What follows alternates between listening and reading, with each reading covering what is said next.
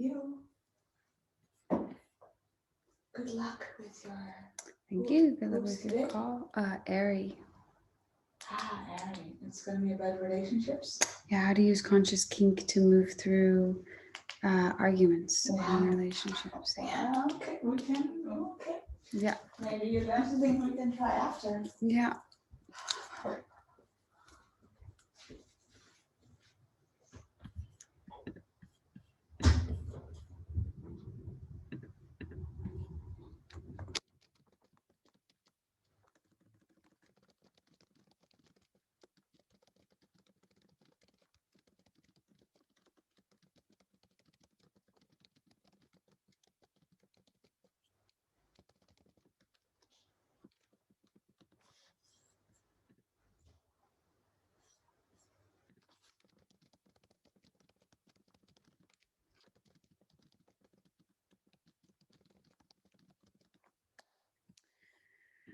All right.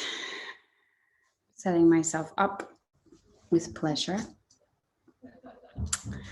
One thing that brings me pleasure is technology working. The other thing is candles. And this morning there's been the last day, there's been lots of emotion moving. And so one of the things that brings me pleasure and brings me back into my essence of peace and equanimity is just the smell of sage. It's a beautiful ritual to drop me out of my mind and drop me back into my body, reminding me of what's present, what's important, reminding me of this present moment, which is beautiful in and of itself without the stories of the mind. I don't always use sage, but sage is really, for me, really cleansing and really clearing. Yeah. And I'll wait to share the other pieces of pleasure when we actually go live, because this is backstage. So, not sure if Eri's going to join us for the dancing, although she's an amazing dancer. I'm going to, let's see, set up a dance studio over here. Let's do this so I can see. There's a pop and take it back. This is behind the scenes. VIP inside information. Just kidding.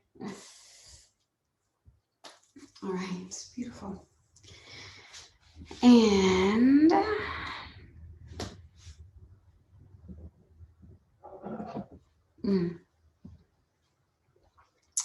so, my loves, I just want to say for anyone who's watching this on replay, it's been beautiful to see how you guys are showing up in the group, and it's been beautiful to see all the amazing, really, really good friends of mine share their gifts and their passions. And I look forward to today. I look forward to getting in my body, getting into this interview with Miss Eri. One of the reasons why I choose to dance isn't just for my own sake, although it is. It really helps me get out of my mind and into my body and into the present moment. But it's really a big way for me to be embodied, for me to feel the emotions. Dancing for me isn't about what I look like. That's just a representation of what I actually feel like. So it's nice. It's a nice way. I just finished dancing with Tamar. Many of you probably know Tamar. She's like a best friend, lover, sister, girlfriend, partner. We were just dancing to move emotions. So I picked out a nice song for you guys today. I'm going to start on the live Go live. Let's do this. Let's do group. Magnetize. Oopsies. Magnetize pleasure.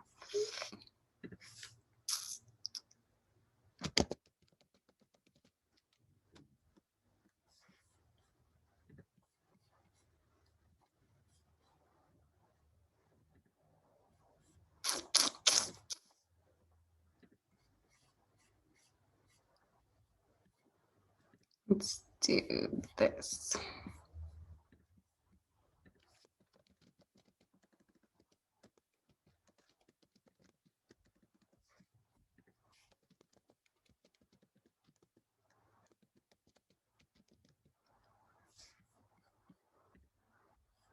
Kardos.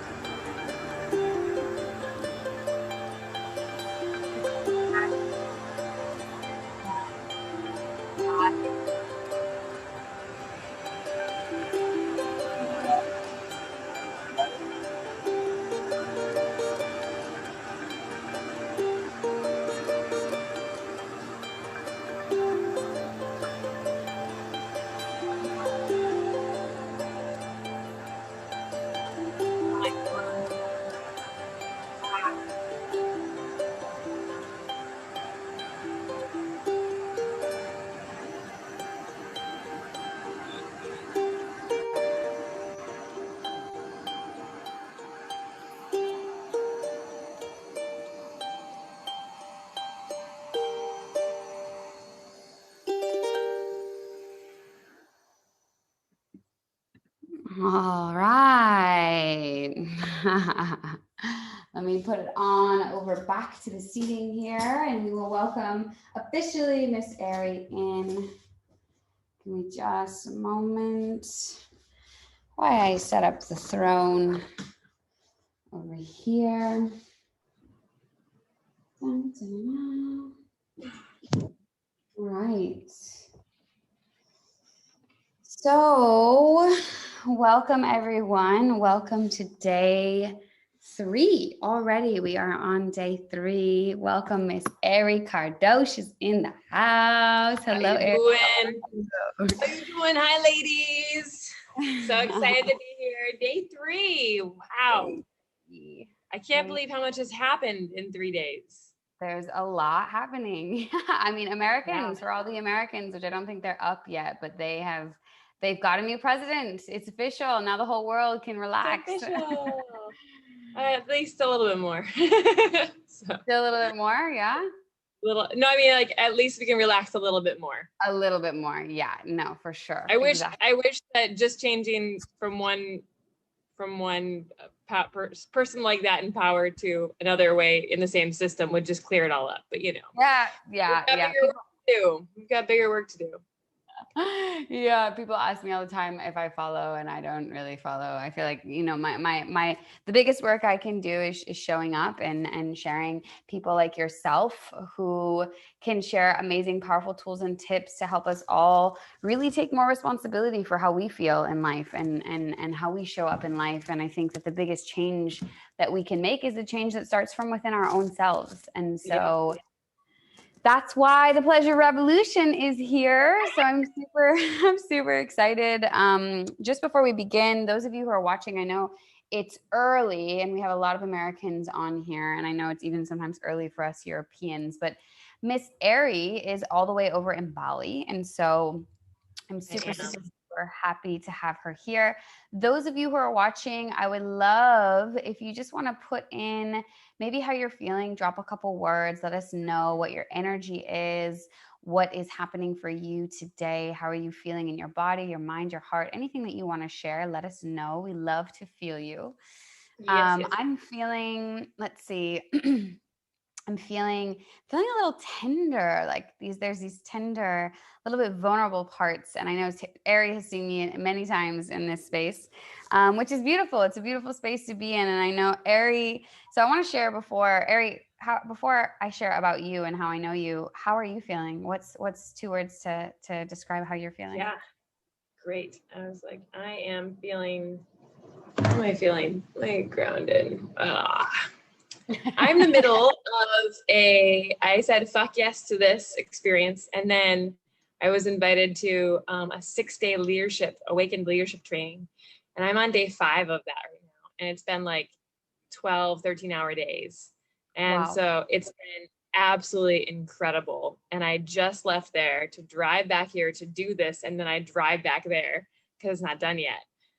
Which is really cool. And I was like checking, I'm like, do I leave early? But I'm feeling so energized and so grounded and so embodied. Like all we're doing is embodiment stuff. I'm like, what is a leader and how do we show up? So I'm bringing this really juicy, like pussy power energy that's like 5 days in of I got this. So I'm really excited to be able to share that with everyone. Like, yeah. Awesome. Fantastic. Beautiful. Well, I'm glad that you are the main show today, which is exciting. Before Eri starts, I just get to receive. I love it. Before Eri starts in, I want to share with you guys a little bit about how I know Eri, how I met Eri. So Eri is an amazing, incredible relationship coach. She not only is a relationship coach, she has a whole history and background, and she can share a little bit more about that, being in the corporate world and then transitioning into living her amazing, empowered, most aligned and pleasurable life in Bali, where she has 2 beautiful sons and an amazing husband who is also an incredible coach and leader in the world of evolution. I call myself an evolutionary coach because I think we're always evolving. And I know, Eri, a lot of what you share in your experience and with your clients is all about helping them evolve their relationships and take it to the next level. And you're going to be sharing some really cool things around kink and using kink and pleasure and pain potentially to move through conflict in relationships. Yeah. And you want to say maybe pain, sensation. We'll be talking a lot about sensation. Awesome. Maybe intense sensations. Great. So, yeah, I love it. I am excited. Me too. So, let's see, how do I want to dive in? I want to dive in with, first of all, I want to own that sometimes the word kink or BDSM, bondage, discipline, sadism, and masochism can be triggering for folks. So if that's you, that's cool. Just notice whatever's there, wherever you are, wherever you're like, this is so exciting, I'm so kinky, or like, I've been waiting to learn about this, or if you're like, oh my gosh, kink, that's scary. Whatever your emotional response is to that, awesome. I welcome it all. Welcome it all in. And just take a deep breath into that. And just recognize they're all stories that we tell ourselves, and that there's a lot of taboo around these subjects. And there's a lot of people who misuse these terms. And there's also a lot of really healthy communities out there who practice these different aspects. So I'm going to bounce around tonight. Let me tell you a little bit about my background, because I think that'll help set us up for great questions. And then Amanda, would you be able to monitor any questions that come through in the group and let me know? I am happy. I do this a lot. I'm happy to go wherever the wind needs, wherever love needs to lead, wherever your desire and curiosity is pulling us. Like, I'm great with that. I'm not attached to anything I have to say tonight. And so feel free to just be like, I really want to know this. My hope is to show up and offer you this invitation of, I have a lot of background in sexual psychology, in alternative, less mainstream ways of relating to other humans. And that could be through my background at Amazon.com, doing leadership development for about 5 years, quitting to become a coach and really focus on relationships, but having a lot of hunger and desire and curiosity to learn about other ways of relating.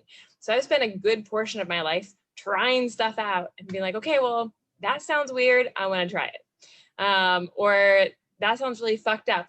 Let me learn about it. And I came from a very conservative Christian background where there was a very clear black and white. Like, you do this or you do this, you're either going to heaven or you're going to hell. And so there wasn't a lot of curiosity. There was a lot of like, this is just how it is. So act the way you're supposed to act. And I found that didn't work for me. Many aspects of my faith are still working for me that are super juicy, but there are other aspects that I just couldn't, that I'm like, that doesn't resonate with me. I think there's a lot more to it. So I started exploring the ands and the curiosities, and like whatever like got me on the edge of my seat, that's what pulled me more. So I have gotten to speak with so many different communities around the world. I've spoken on 6 continents, probably over 20 countries at this point. And it's been everything from open relationships, and under that ethical non-monogamy umbrella could be anything from polyamory to swinging to different styles of like, one person wants to be polyamorous, having many different loves, and the relationships of love could look very different. It doesn't just mean sex, or may not include sex at all. Partnered with somebody who's monogamous, and watching how these dynamics can work. And I don't have any belief that there's one right way to do life. So that's where I stand. You get to do your own flavor. And in this moment, I give you permission to just be you. And if the next moment who you are shifts, then that's beautiful. Let's embrace it all. And like, it's all just different stories and pieces of us.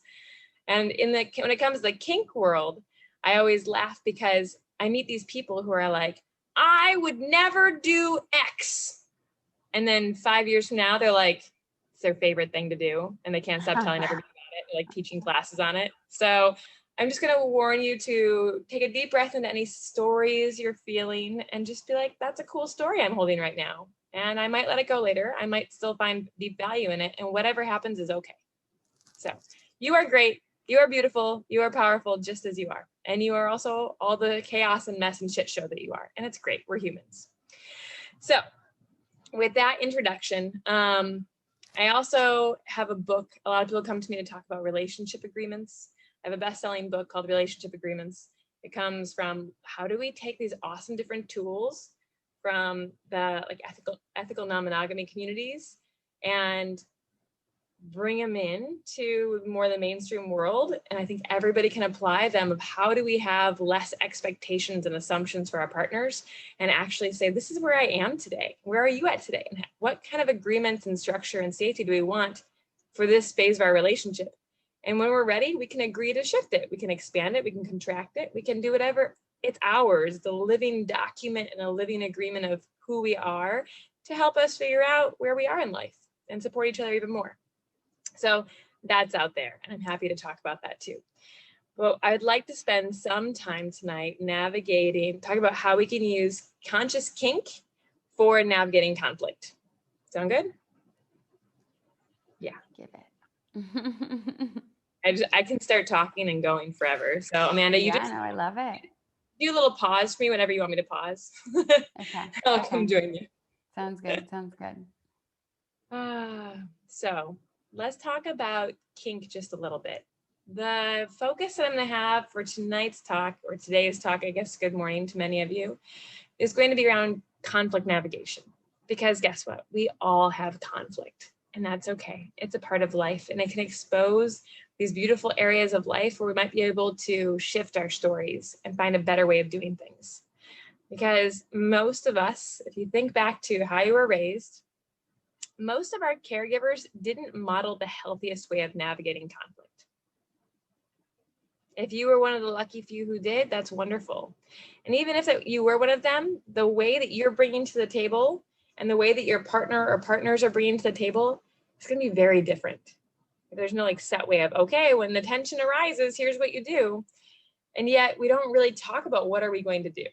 Some people are like, oh, well, just pick up a book on nonviolent communication and that'll solve it all. And usually it does not.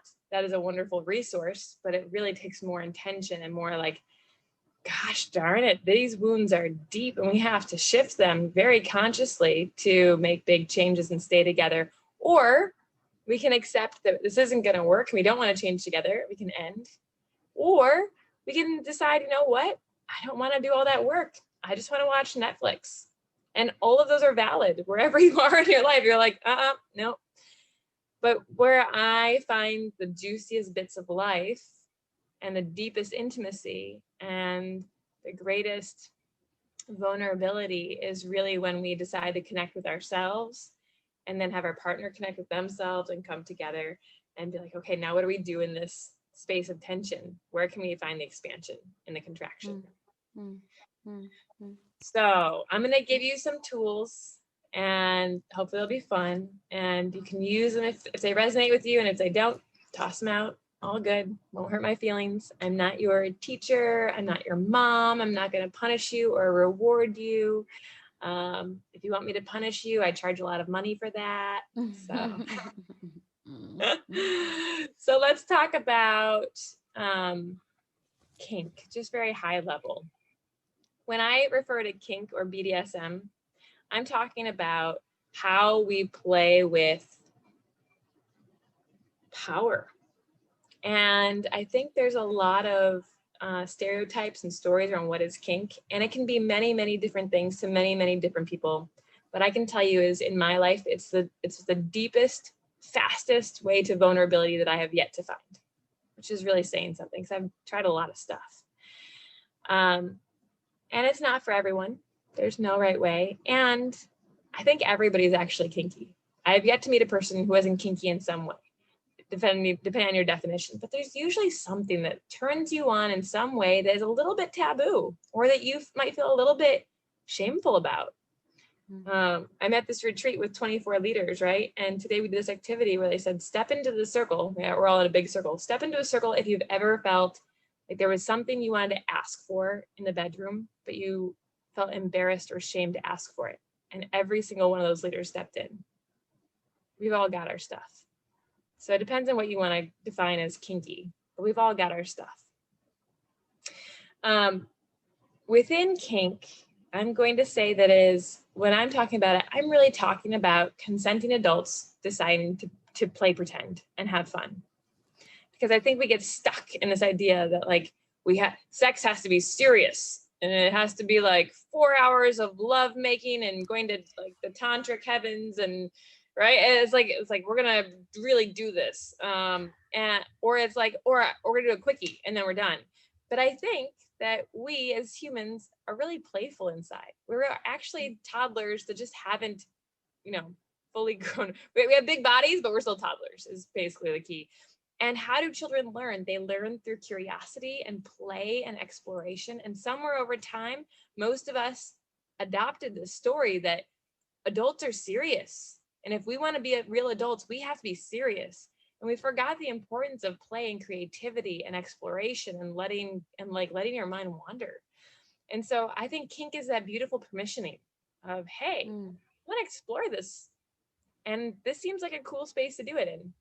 Maybe you're like, I have always wanted to try on fishnets. Sweet. If you are talking about like, let's do this together, or would you watch me try on fishnets and you can create that environment? Amazing. You don't even have to do kink with anybody else. You can do kink with yourself. Or, I saw that people were dressing up in weird animal costumes and having sex. Whoa, that would be really edgy for me. Like, do you want to do that? It sounds really weird. Okay, let's do it together, right? Like, it can be all sorts of things. It can also be much more subtle, right? It can be like, for me, it would be really, really edgy to allow someone to put their tongue in my mouth. For whatever reason, that is really edgy for me. And I drew a hard boundary with you, my partner, a long time ago, but I'm ready to get curious and see if that boundary is if I still need it or not. So can we create a safe container? And I'll talk about how we do that. It's called setting the scene, to really be curious about it. Maybe the story is still true. It's like, yep, don't want your tongue in my mouth. Or it's like, if you drink some peppermint tea and then you put your tongue in my mouth, or you eat a bar of dark chocolate and then you put your tongue in my mouth, I really like it. And now I'm shifting my idea of like, what do I like? What do I don't like in this moment? And giving yourself permission to continue shifting with that. And it allows us to breathe, to like exhale into the idea that we're all a little bit weird and we all want something different and that we're always changing. So that's where I'm going with kink. Pause there. Are there any questions around my definition of kink and what I'm going to be meaning about it tonight?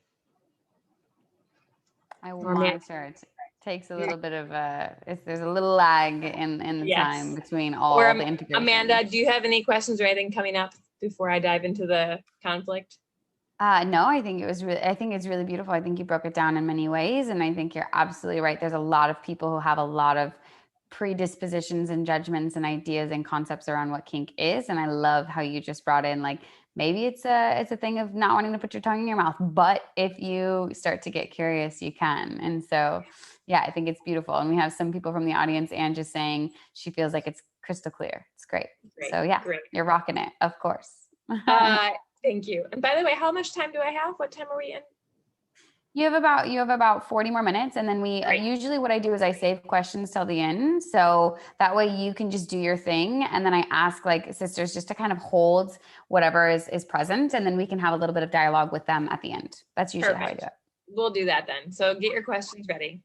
Okay. So the other thing I want to share is that when along the lines of how people approach sex and intimacy is I often see that people are like, okay, so we're having sex tonight. My partner and I, no matter how long you've been together, we're having sex tonight. Now there's this pressure. We've decided we're having sex tonight. And it's like you all of a sudden have to perform and show up. And like there's a lot of performance that goes into sex for a lot of people. And there are lots of things I could say about that. I'm putting that aside. And I'm going to say another way to approach kink and sexuality is to say, instead of saying that we're going to start exploring kink when we get to the high intensity performance time where you're supposed to feel and look and be sexy, instead of that, or wait and do a practice first and create yourself a laboratory. And this can be with anything, right? If you're like, I want to learn how to give better blowjobs, instead of waiting to figure it out under the pressure of this is our night to have sex, instead make an afternoon date where it's like, this is my laboratory. I want to be really curious. Are you open to doing a lab on oral sex together today? Great. Okay, so what we're going to do is I'm going to set a timer. And for 10 minutes, I'm going to go down on you and you're going to be really clear with your communication. I'm going to check in with you like, Do you like this part being licked? Okay, on a scale of 1 to 10, how much do you like this? Okay, where do you want me to go next? Is this too hard? Is this too soft? What more do you want? And like just getting really curious. And there isn't the pressure to do or be something, but you can just be curious. And this can build a ton of connection. You can actually get so much feedback and answer so many curiosities that we have. There's so much noise in our heads when we're trying to be vulnerable and intimate with people. It's like, how do you get those to quiet down? And sometimes having a laboratory can really help shift that. So there's my invitation. It can be used with kinky things, non-kinky things, just whatever in life. They're like, if we took the pressure off, this would feel a lot better. Cool. And that's also, if you are a lot of people are really drawn to rope bondage right now. It's like a cool fad, and it is really cool. Also, one type of rope bondage is called shibari. So I hear that word a lot right now. And it's a great thing to be learning. And it's a great thing to be studying at home. And like COVID times, let's learn some kinky stuff. Let's have some fun and play. Just be safe. So make sure you're learning from sex positive educators who can actually tell you what to do. The other thing is practice these skills. These are actually skills. People can get hurt. So make sure you're practicing it. And these laboratories set it up. So there isn't the pressure of, I need to tie a knot and be sexy. Instead, it's like, I'm going to practice tying these knots, and you're going to feel kind of bored. You can even just lay there and watch Netflix, but I need that time to practice. And then we can check in. And then when we move from that space, from the laboratory space into the bedroom, you can put the blindfold on your partner if they're okay with it. And then you can practice the knots again until you're starting to get some fluidity and you understand the flow of whatever your craft is that you're learning. So they're not watching, you're not under the pressure. And then you can remove the blindfold and your neck's around and you're like, wow, look at that. She or he just tied me all up. They just tied me up. Amazing. It is learning. And there needs to be a lot of grace and compassion for the fact that we're learning about ourselves and we're learning new skills right now. All right, I'm digressing. I could go on for days about this stuff. So let me be a bridge for everyone around kink and conflict. Okay, deep breath. Now we're really getting into it. So get your notepad out if you don't have it already. I want to talk about pain for a second. I know we mentioned at the beginning of this call, but I think a lot of people hear the word pain and they instantly are like, I don't want it. And I'm going to push back on that a little bit. We all have experienced growing pains just by growing up. And we've grown so much through our pain. In fact, our pain is a huge part of what makes us human and what unites us all. And so I understand that it doesn't sound good. And I'm not saying to create more trauma. I'm not even saying to re-trigger trauma. That is not where we're going. But I'm saying pain doesn't have to be as scary as we want to make it sound. Sometimes pain can be extremely transformational, where it doesn't do long-term, it doesn't do injury. It's just uncomfortable. And so there's a big difference. And what I want to explore is, if you're exploring kink and you're choosing to do things with strong sensations, that you're learning how to do it so that it doesn't cause injury or long-term harm. It is purely for the intensity of the sensation, for the emotions it brings up in you, for the ability to process wherever you're at in life and release and to surrender. We carry so much, especially right now. I'm watching relationships fall apart left and right. My coaching clientele just exploded when COVID exploded, because all of a sudden we're on this boiling point where it's like we feel the external pressure of the shit show that's going on around us. Yeah. And we're in these smaller spaces. And it's like, now we have to deal with the person in the mirror and our significant other or others. And it's a whole new pressure. And so what I just want to say is, breathe into the discomfort. This too shall pass. And in the meantime, looking at how am I allowing myself to be with these emotions that I've got? How am I allowing myself to release and find that? Because if we're constantly holding all this around all the time, it will manifest in something else. Headaches, stomach aches, fights within your relationship, issues at work, whatever it may be, it will come up. But if we're finding ways to release and be in it, let it go, just like Frozen, let it go, you'll be feeling things will be easier. I promise. So kink can be a really beautiful way to find that release. And it won't be for everyone, but you may find some of your release in it too. So this, again, we're going really for pain or sensation, strong sensations for growth, if you want strong sensations. And I could teach you some fun stuff about hair pulling and biting and spanking. We might go there at the end, but I just want to say, like, there's all sorts of different flavors of ice cream out there. Find yours that fits you right now. So number one, let's talk about setting the scene. If you are doing a kink scene, everybody gets together and they decide, what scene are we doing? Are we playing cops and robbers tonight? I get to tie you up. Are we going to be reenacting my days in high school where I wished I could pick up a girl, and can you pretend to be that girl? Do you want to what are we going to do? What do we want to accomplish? And that is really going to influence, what are you doing? How is this going to go? Instead of making assumptions about, well, you said we're going to reenact high school, and I went to a private all girls Catholic school, so this is what it means. And you went to public school in inner city Detroit. Those could be very different experiences, right? So what are you actually looking for? So when it comes to stepping away from the kink stuff and stepping more into conflict, how do we set the scene for conflict? So when I say conflict, I mean that icky feeling that something is coming up. Like you can sense there's tension between you both. Sometimes they sense it first, sometimes you sense it first, sometimes you just feel it in the space between where you're like, oh, I'm walking on eggshells. What's going on? Or I know if this topic comes up, we always end up in a fight, right? It's like we have these lists of patterns. And at any point in time, we are in pattern or practice. And the patterns, we already know the results. We've been doing this most of our lives, and we know that it doesn't lead to what we want. Otherwise, we wouldn't be on this call. And practice is going to take you into getting what you actually want. It's making that shift. It may not be comfortable, but you're shifting into the thing that you want. So it's worth the discomfort. So when it comes to setting the scene for navigating conflict, the first invitation I have for you, and again, everything I do is going to be an invitation. If you want to do it, great. If you don't want to do it, great. My first invitation to you is to figure out, can I take radical self-responsibility? In this situation, can I choose to prioritize me and take care of me? And this is a fine line, and there's a lot we go into with this. It does not mean you need to abandon your partner. It does not mean that you need to put on a performance. It does not mean that you need to take abuse. None of these things. But being really clear on what your internal compass is and saying, I'm going to honor me through this whole thing. And when you can feel your heart and you take responsibility for your own actions, it will shift how you come together and navigate conflict. So that's the first one.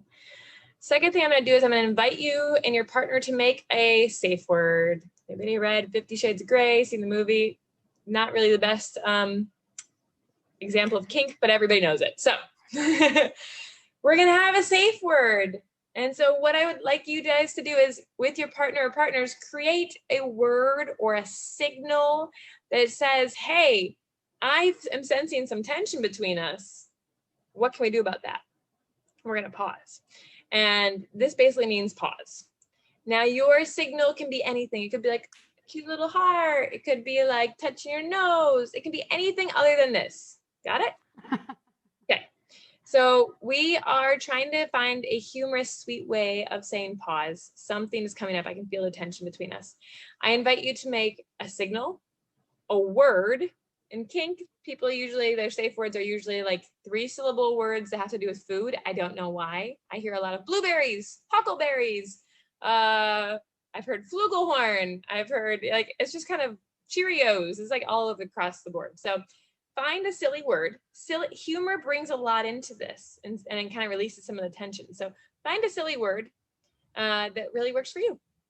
So you have a signal, a word, and now, because of the times that we're in, create an emoji. So if your safe word is pickle, there is actually an emoji of a pickle. That can be your thing. If your safe word is tarantula, there's actually an emoji of a spider. And if there isn't one, you can decide like purple octopuses or Unicorns can be your safe word, whatever it is for you, but set it up ahead of time. In kink, we always set these things up. I mean, always is a big term. For people who choose to play with safe words, which is most, I think I'd say, I'm going to go on a limb and say most people, especially if you've never played with somebody before, this is really important. They choose a safe word that basically means something is not right, stop. Everything stops. Another way of doing it in kink world is green, yellow, red, just like the stoplight system. Green, I do a check-in, how you doing in this thing? You're like, green, great. Yellow, oh, there's something off. I'm gonna slow down, pause. What's going on? Oh, you're tied up and you have a hair in your mouth, and that's really distracting. You can't be in the moment because you've got a hair in your mouth. Let me take that out for you. Great. And now, is everything good? Okay, we'll go back into it. And red is stop. Like, there is no discussion. Everything stops. There's no going back into it. Like, whatever happened doesn't matter. We are done. And everybody, like, if you're tied up, you get untied. Whatever you're doing, we're done. We find out, what do you need to be supported? Okay.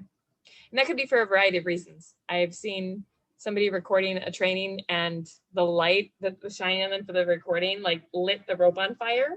And so red, we had to stop the scene. Wow. Yeah, it could be like, it reminds you of something. There's a trauma response there that you guys are not prepared to process. It could be many different things. Maybe you just feel like you're effing done. Great. So honor that. So that's safe signals. So you're going to create something that says, when the tension comes up between you, you can feel like conflict arising. I can go boop. And when you see that, we're going to tell you what to do with that. But before I tell you what to do with it, we're going to preload it. And by preloading, I mean, what do you mean? What do you mean when you hear that signal? Because we know what green, yellow, red mean, but what does it mean when you see this signal? And I'm going to say, close your eyes and imagine that you can feel this conflict coming up between you and somebody. Either you're with them now or you were in the past. Just imagine this person and you can feel the tension coming on. And if they were really grounded, if they could speak from their heart and really feel yours, and they knew exactly what to say to you when you felt the tension coming on, what would they say to you? So just take a deep breath. If you have any thoughts, you can write it down. So for me, I would really want my partner to say, baby, I'm noticing there's some tension arising between us. And I think this is a great point for us to pause and take some space from each other and do some of our self-care practices. And I love you unconditionally, and I'm coming back. That's what I would want them to say to me. I'm like, ooh. The reality is that most of the time when one of us is triggered, the other person is triggered or is about to become triggered.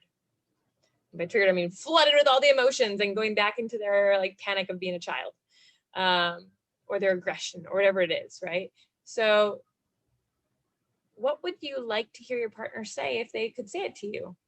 And write that down. And then hear it from their side too. And then you get to actually, I'm going to invite you to just write it out and put it up on the kitchen cupboard walls. Put it on your phone. Put it in different places so that when you're forgetting what it is to love your partner, you can just read this. And even practice. Like I said, do the laboratories. Practice this. If your safe word is pickle, do practice pickles like once a day.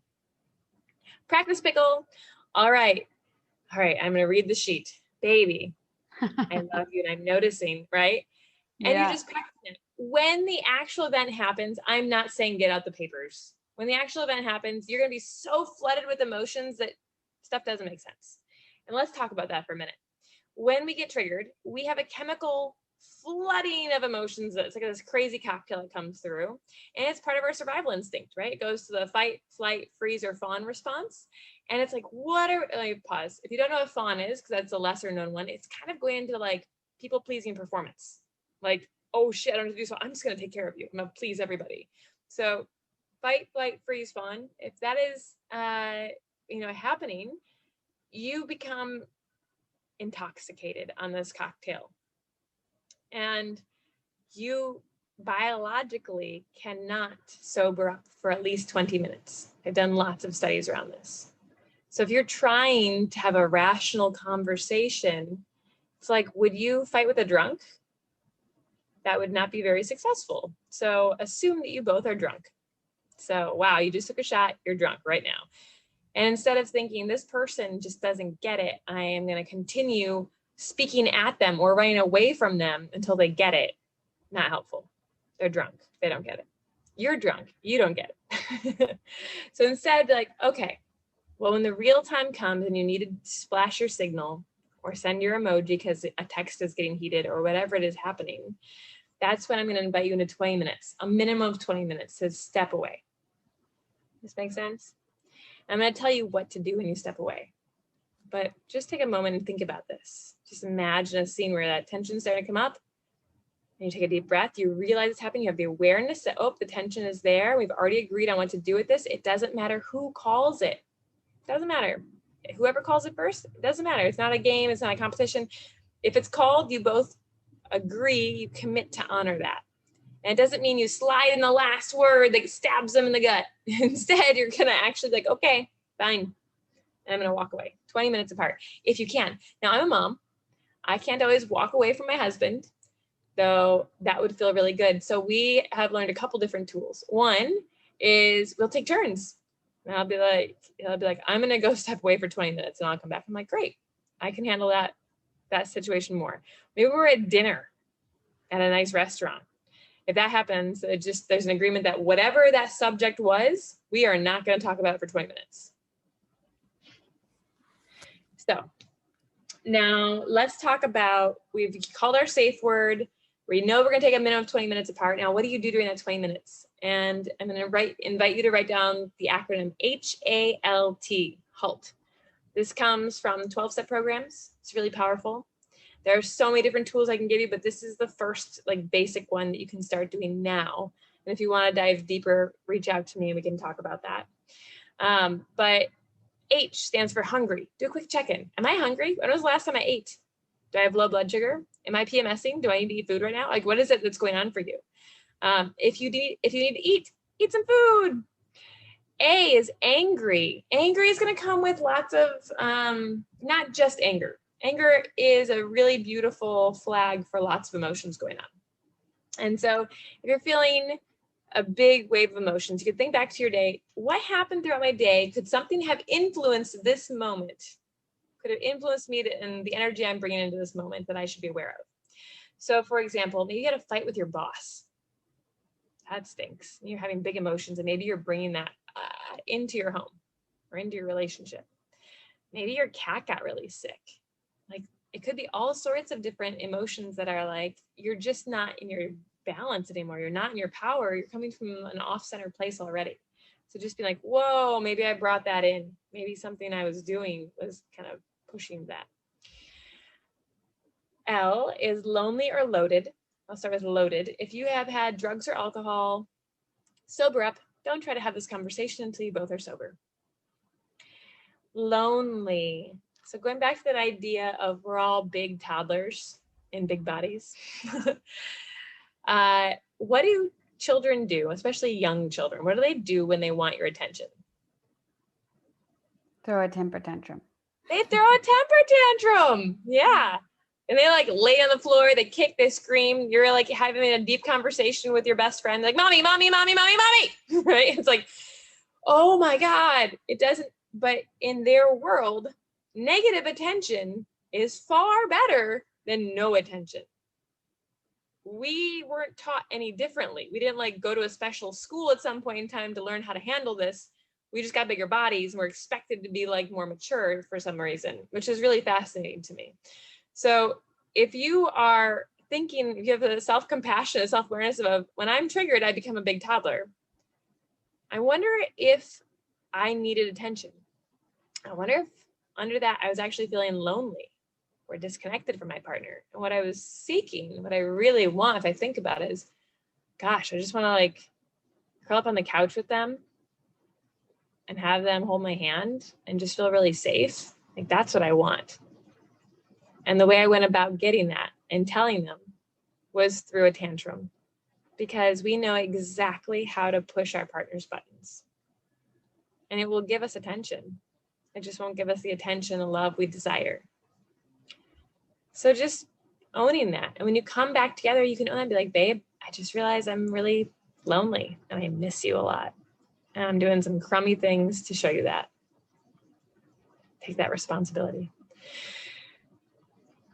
A lot of times, before I get to tea, a lot of times people look at a situation within a relationship and they're like, this is 80% your fault and only 20% my fault. And what I'm going to do is I'm going to shift it. I'm going to say, what if it's not a pie with 100% in it? What if it's 2 pies? Each of them, they're 100%. And each of you is responsible for your own 100% for the situation. So there's 200% total. Each of you is 100% responsible for the situation that occurred. What does that mean then? If you can't do the blame shame game, if it's you, what can you take responsibility for? Because that kind of self-responsibility, that kind of maturity will shift how an entire dialogue goes and will shift how well you can hear your partner. And my core value in how I lead my life is that everybody wants to be seen, heard, and loved. That's it. That's how I navigate every decision I make, every client I take on, every moment with my children or my husband. Everybody wants to be seen, heard, and loved. How am I giving them this opportunity, and how am I really seeing them, really hearing them, really loving them? How am I really seeing me? How am I really hearing me? And how am I really loving me? Shifts everything. So, deep breath. Take that out, let that land. It's a big one. It's a big one. So, and T is just tired. Are you tired? Especially if you're a mom, or especially if you're working long hours or night shifts, like whatever's going on, are you tired? And if you are, use this as a chance to take a power nap. You can also say, I need more than 20 minutes, or I have a meeting tonight. Can we talk at 7 o'clock? Or I have other responsibilities. Can we meet up, what time? But you don't send that text of when you're going to meet until 20 minutes later, so they've had time to have their own space and process. So when you've got the 20 minutes, you're going to go through the HALT, hungry, angry, lonely, loaded, or tired. And do that. If it is possible for you to do some emotional release, I highly recommend it. It could be anything from journaling to going for a walk. Some of my favorite tools, I'll just teach you one of them. This is from an organization called ISTA, and it's one of their 7 tools for emotional release. You can look it up online, but it's just screaming into your hands. And we don't even know how much we're holding. So let's be crazy. Let's do this together. It'll be wonderful because we all have things we can release at any moment in time. And by the way, this is really fun to do with your partner. All of the tools are really fun to do with your partner. And it's great to do with your children. So there's wonderful ways of modeling how they can actually learn how to handle their emotions now instead of having them grow up and have to hire therapists and coaches. Teach them now. Do it as a family thing. And it can be really fun with everyone. So what you're going to do is you're going to take both hands. You're going to cover your mouth. But before you do, you're going to take a deep breath in, and then you're going to scream as loud and as long as you possibly can. Okay, so we're going to do that. Let's do it twice. Ready? Here we go. Everybody, deep breath in.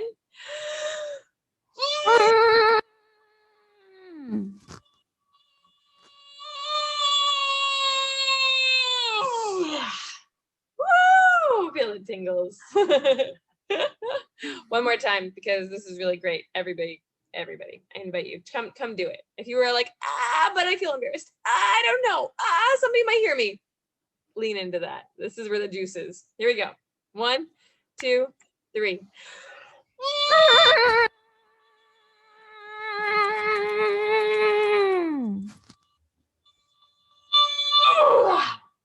Woo! Shake it off. Shake it off. Thank you for being courageous and trying weird things with me. These are emotional release tools. Just feel that. Feel whatever's coming up for you. Feel the tingles. Feel the whoa, I didn't even know that was going on there. Feel like your heart is starting to have sensations. Maybe not. You do, you don't. It's okay. And so this is one of my favorite ones. Another one I love to do is called the 5 breaths practice. It's a little bit more grounding. And if you're needing tools, please feel free to just PM me, or I don't do a lot of email. You can send me an email, PM me on WhatsApp, or Yeah, that's it. PM me on WhatsApp or go to my Facebook group and you can like ask questions in there. Also, then you have to figure out, what am I going to do at the end of this 20 minutes? We're going to come back together. So you send a text. All right, ready? Let's come back together. Or what time are we going to come back together? If you can come back together before going to sleep, that's ideal. And I want to recognize that some people are very fast processors, often verbal processors. And some people really need time to process and sleep on it. I'm a sleep processor. So I can only get so far without sleep. And so I need to take that into account. A really wonderful tool for coming back together is to use something called Imago Dialogue. IMAGO, Imago Dialogue. You can find wonderful resources on this on YouTube. There are videos, there's whole scripts. There's so much information out there that I'm not going to pause and teach it. It takes a little while to digest, but just remember that the goal of Imago Dialogue is to give you a structured way to hear each other. The goal is not to solve the problem. The goal that if you're going to find the solution is hear your partner, really hear them and allow them to feel heard, and then vice versa. That's the solution. There may be action items that come out of it. There may be not. It's okay. Whatever happens is okay. As long as you both feel heard. Going back to that, do I feel heard, seen, and loved? Okay. If you can't find what you're looking for in Imago, ping me and I will send you all sorts of stuff.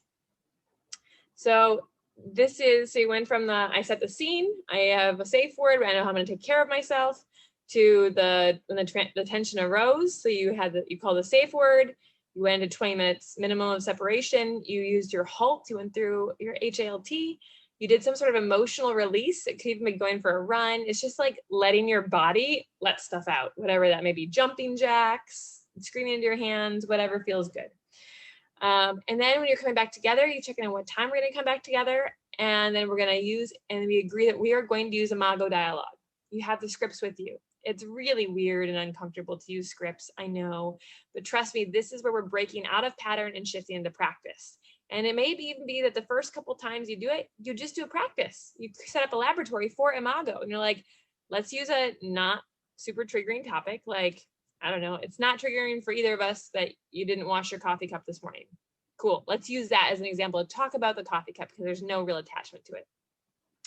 And you practice on those until you feel confident that you can use it in a more heightened situation. You can even like choose a situation in the past that was triggering. Like, how are we going to talk about that using Imago? So you work up. This is a new skill.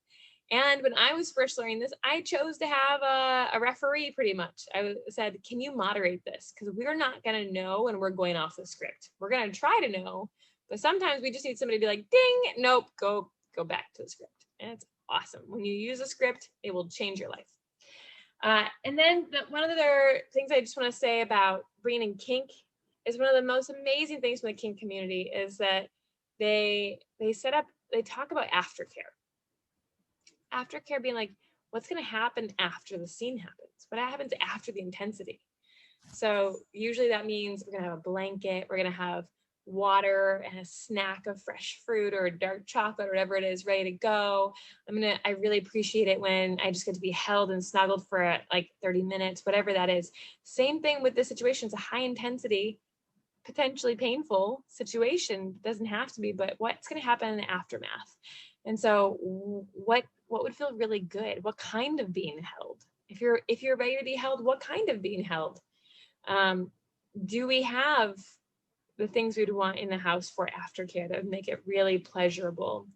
Can we do a moment of gratitude? There are so many great gratitude practices out there, but if you want it just really simple, just set a timer for 2 minutes, tell each other what you're grateful for about each other. Gratitude is one of the most transformational things that you could have in your life for moving through all the crap. And Brené Brown talks about it a lot as one of the superpowers of people who are living a wholehearted life. It's just, they take the intensity, they take the fears and the stories, and the moment they sense them coming in, they switch it to gratitude. And it's that beautiful ability to Aikido or a ninja something out of the way. It's like, nah, I'm just gonna come back into my heart and be like, what am I really grateful for in you? And tell them that so you can hear each other. And then, do you want to have a follow-up or a check-in time. So after a big scene in kink, you'll oftentimes be like, okay, take some time to journal about your experience. And then in a day to 2 days later, day to 3 days later, let's get together for coffee in a less pressured situation. Talk about what came up for you? How was that experience for you? What would you do differently next time? Same thing. We just had a really intense situation where we're bringing up all sorts of wounds from our childhood. Let's talk about like, how did that navigation go? What worked for you? What didn't work for you? What would you do differently next time to take care of yourself? Just to really be curious about it. This is a chance to learn and grow and have kind of a lab together. Whew. So that was a lot of things that I threw at you in a very short time. Deep breath. And so in closing, I just want to say that there's so many options for how you can choose to navigate conflict. These are just some tools taken from the kink community that might be helpful for you. And if you want to, last time I gave this talk, people were like, but where's all the kink? You didn't teach us how to spank people. I'm like, no, I didn't. Sorry. Add that into your aftercare. I don't know. If you want to talk about that at any point in time, I'm happy to talk about it. There's a lot of juiciness there, but this is really the heart of where I see a lot of tension arising right now around the world of how do we love ourselves and love our partner and really honor this relationship when the tension arises, and there's a lot of tension. So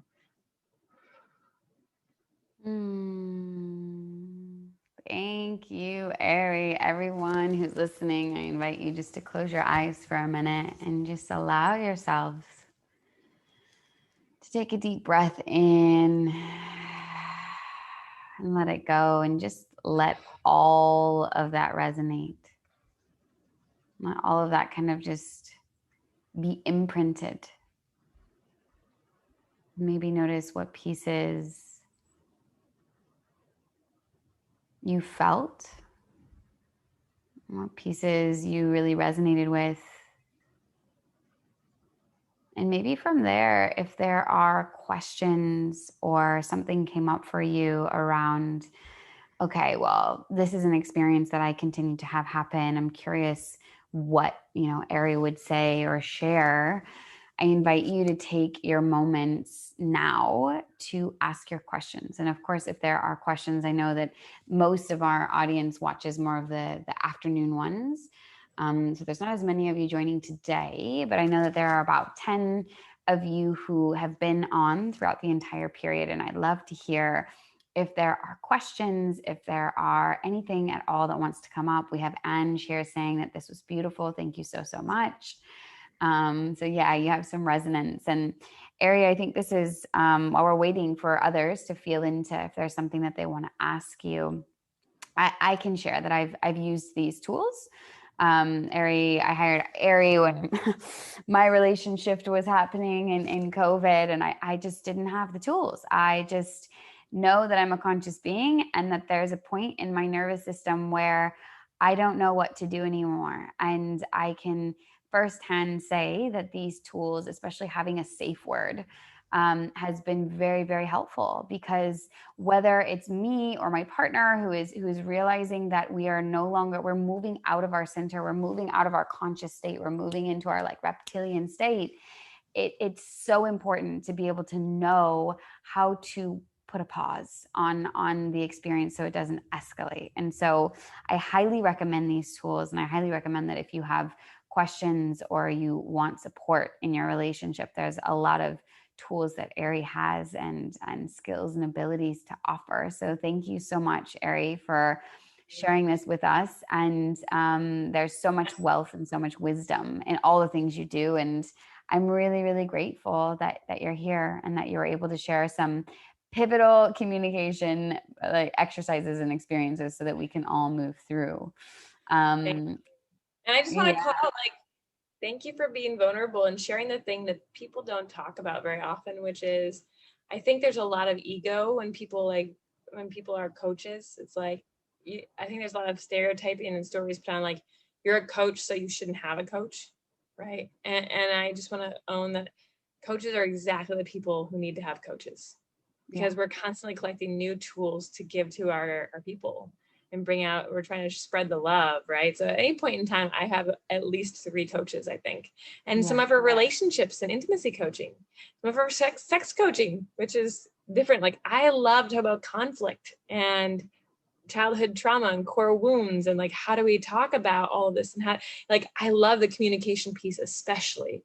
And then I can go to Amanda and be like, Amanda, please come work with me, come work with my groups, and show them the magic of what's possible with the physical intimacy and so much more. Yeah, I'll put it there. But there's just so much juiciness in when we allow ourselves to be students and to allow everyone we look up to also be students, because the more we share, the more we grow. It's like all boats rise. So thank you for just being open to working together in all the different ways we've worked together. It's so cool.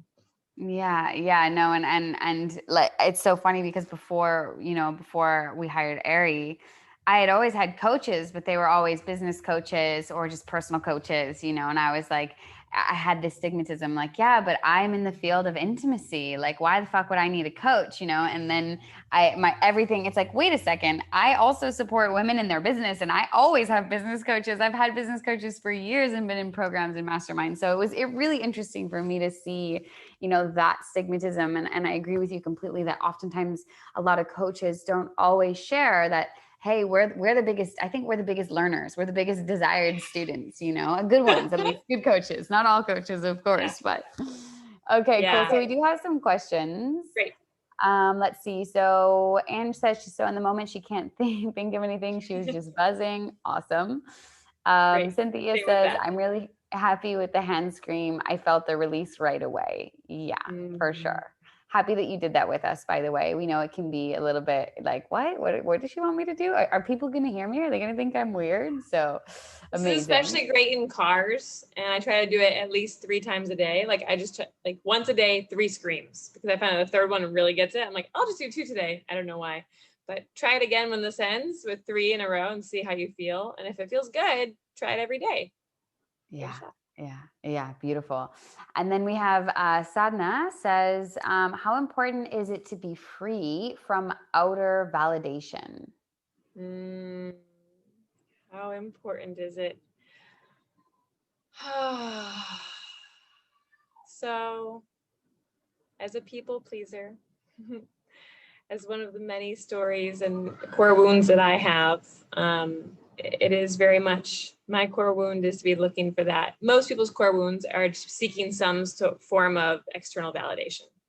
The 2 biggest core wounds that I see in my practice are, one person is like their story inside is, I'm not good enough. I'm not good enough, which means you're always looking for data that proves that you are good enough. And yet there's always another level. Like we never actually get to good enough. And even if we do get to good enough for a brief moment, we will do something to fuck it all up. This is called the upper limit problem. If you read The Big Leap by Gay Hendricks, I highly recommend it for everything you do in life. But it's like, even if you get to that good enough point, you'll get in a fight, or you'll find somebody who's better than you or prettier than you or whatever it was. Like you'll just instantly think of, oh, actually, no, this is how I was wrong. So that's the core wound on the side that I see a lot. And that they're usually partnered with somebody whose core wound is something around like, it's not safe for me to be authentically me. So that person is constantly seeking I just did this. Do you see me? Is it okay? I just did this. Do you see me? Is it okay? And they're waiting. You both are like triggering each other back and forth all day long in little subtle ways. And then it turns into big fights, and the core wound and the core problem is still the same. That's what I see a lot of. So it goes back to your question of how important is it that I seek external validation? Everybody does. And it's when we heal that, it's when we realize that the only thing in us is us. At the end of the day, the only consistency I have is me. I am my own dance partner, and there's no one else. And when I can come to that and feel so powerful in myself, and I can bring that into my love, into my life, into my relationships, from that grounded, centered spot of just knowing and accepting all of me, of like, yeah, I'm not good enough, and I'm more than fucking good enough. And I can be all of that. I am a whole crayon box of multitudes, and all of it is beautiful and all of it is okay. When you bring that into your relationship, and your partner can do the same, fucking epic. Like, so just, there's no quick switch. This is a long journey, and it's okay wherever you are on it. So I say, just be really gentle with yourself and start being curious of like, what are the stories I tell myself? Why do I need this person's approval or validation? How am I neglecting myself? How am I not loving at myself? Just get really curious. Awesome. Perfect. Yeah, and Sadhana just asked about the book. I also recommend it because it was recommended through Eri, and I'm almost finished with it now. And so I'm very familiar with the book, The Big Leap. It's beautiful, and I've already recommended it to a couple people. So I remember Eri has recommended several books, and anytime that Eri recommends a book, I go get it right away. So thank you for that, Eri, and yeah, thank you for that also, that awareness of the contrasting experiences that often create the magnetism that also creates conflict in most of our relationships, because I definitely recognize myself in those. And I think it's so important. Just that I think beyond like what I'm really taking away from Eri, from just the work that you do, the work that I've personally done with you, as well as what you shared here in the group, is that nobody's fucking perfect, and we all have wounds, and that we're all, there's no getting out of the human condition, which is filled with all kinds of emotions and pains and wounds. And this is part of the experience. And the most beautiful part is just realizing that we can accept it, and that we can breathe into it, and we can have tools so it becomes more smooth. And this is really, the pleasure revolution is embracing all parts of these aspects of ourselves, of our humanness, realizing that pleasure isn't always going to be there right away. So how can I create that? How can I create more pleasure in my relationship when I'm moving through these crunchy bits? How can I learn from people who have done the work around whatever aspect of their human experience, and have now gathered the tools and are like, hey, don't make the same mistakes I did. Like, here's some things that have helped me along the way. And so I think that's ultimately, why this exists, and why you and other coaches like you and myself and all the other women who are here and all around the world are really kind of choosing, in my experience, to take back the power, instead of just putting our power in the institutions, which is a very limited almost way of teaching us what we need to know. We really go into our own experience and feel into those places within us that are sticky and are uncomfortable, and we maybe have fear around, like you shared in the beginning, and say, okay, all of these dark bits that nobody ever told me how to work with, and maybe even told me wasn't okay, I'm going to go discover those things and figure out what's really there, so I'm not afraid and I'm not holding on, and therefore preventing myself to be fully lovable. So this was amazing. Thank you so much, Eri. Thank you. Such a pleasure to be with you, all of you. And I know that many of you will be watching after this is done recording. So if more questions come up, post them in here. I'll monitor this for a couple days, and then feel free to send me messages. My website is erikardos.com. You can find me there, but just PM me. I'm around. I love supporting people on their path, and I'm just cheering all of you on as you embrace your pleasure revolution. You are in such incredible hands with Amanda. So yeah, I'm glad you're here. Yeah, and all the ladies, you guys will get the email tomorrow that will go out with all of Eri's information and her background and her bio and where to find her and all of that stuff. So I'm super grateful. I'm super enjoying all of you coming up. And Eri, thank you so much for this amazing talk. And the ladies are saying it's really helpful. Thank you, thank you, thank you. So I'm sending all of that your way. Receive. Thank you. All right, beautiful. Well, enjoy your leadership journey. They're blessed to have you, and I'm sure it's a blessing to be in this space. And give all the amazing, beautiful Bali beings a big hug for me. Yeah, I will. We miss you. Maybe I'll be back soon. Bye. Ciao, ciao.